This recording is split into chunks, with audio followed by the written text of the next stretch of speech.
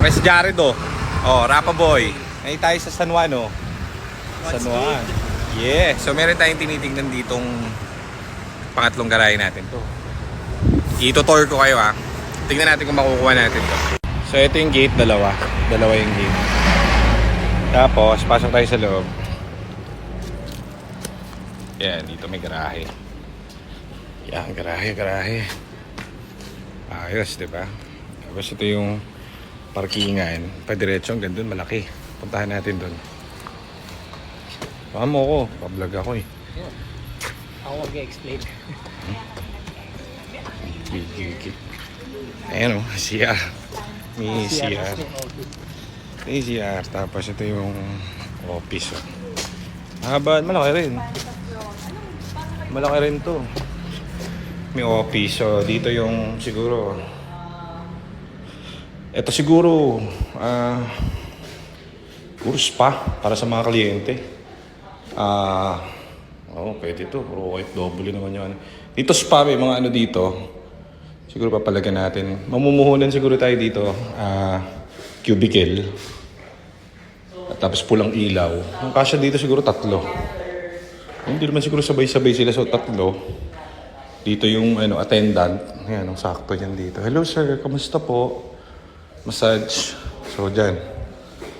Eto, hindi ko alam kung anong kwarto to. Ito VIP siguro. Gagawin kong VIP room. Pag ayaw ng ng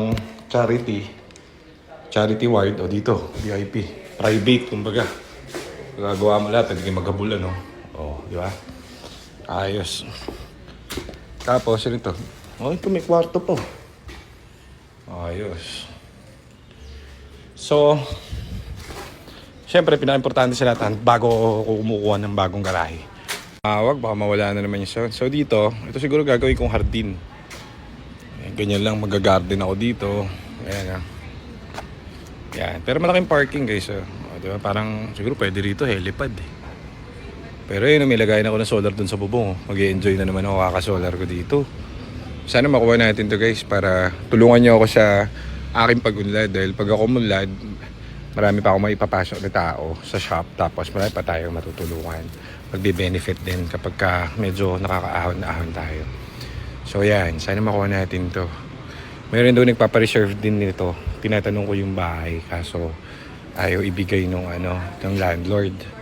So para mas mabilis sana yung process, pupuntahan ko yun. Then siguro mamassage ko yung mukha para kami na makakuha nito, di ba? So ito mga sili yata ito, maraming jumijingle ditong construction dati kaya ganyan yan. Ayan na. So tignan natin anong deal na makukuha natin dito. Ayan.